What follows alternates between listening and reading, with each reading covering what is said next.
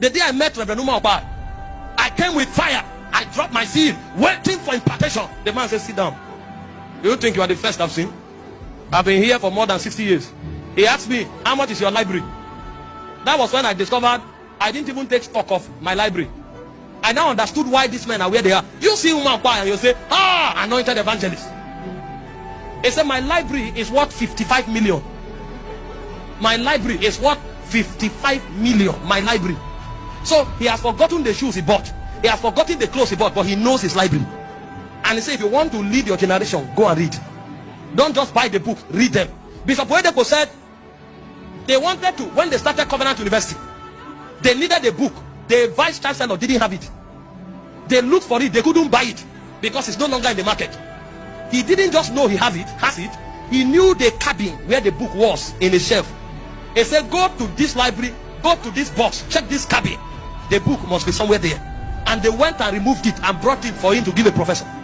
And then you say, how did this man become like this?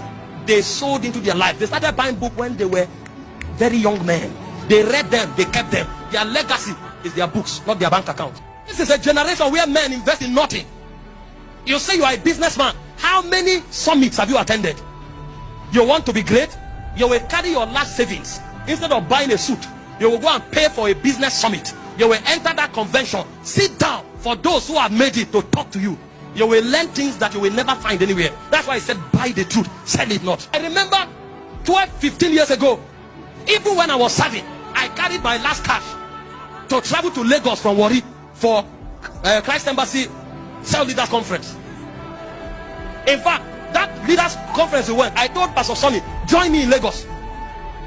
Ask him what happened to us. We didn't have money. It was the last money I saved. I sent him transport. He met me in Lagos. When we closed, we didn't even know the brother we called that we would sleep with. His house was very far. We were in Ikeja. He said he's in Oyingbo. I said, where's Oyingbo? That was my first time in Lagos. He said, enter bus going to Maitu. Where's Maitu? We asked for money. There's no money. God helped us. We scavenged money together. Even him didn't eat on his way while he was coming. Thank God for discipline. When they stopped in Ore, some people will sit there and say, bring one chicken there, bring a malt. If they had eaten like that, would have been standard. That was how we put money together and we went and stopped in Onyingbo. It was in that conference we started calling friends. Oh boy, I beg, send money over there. SOS. And some people gathered money, sent to us so that we can attend the conference every day. When we finished, go to Warri, go to Makodi, was a body. My friend had to talk to some of his friends to give us money to transport ourselves back. Because we were looking for knowledge. We were searching for knowledge. The next time we came again, this time transport was no longer a problem. We have learned something. And in that conference, Pastor Chris said, 1 tree, a forest. Shapa. Makorua kata. That was when the revelation of dominion entered me. 1 tree can become a forest. I said, what? He said, in the natural, it may be difficult. But when the anointing comes upon your life, 1 tree can become a forest. It put dominion in my spirit. I told myself, I cannot fail. I can enter a city as one man. I will take it over. Because I traveled with my last cash to go listen to a man who has caught something. And today, my people know, this work we are doing, I can live here in 2 years. Hand it over to somebody else and enter another city. I don't need anybody from here to follow me. I got the revelation, 1 tree, a forest, more than 10 years ago. And so I can enter any city. As I stand there, check me in 3 months.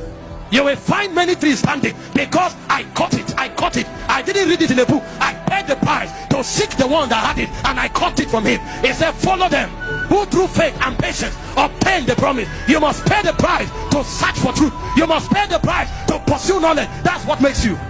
It's called sowing and reaping. How much have you invested in your destiny?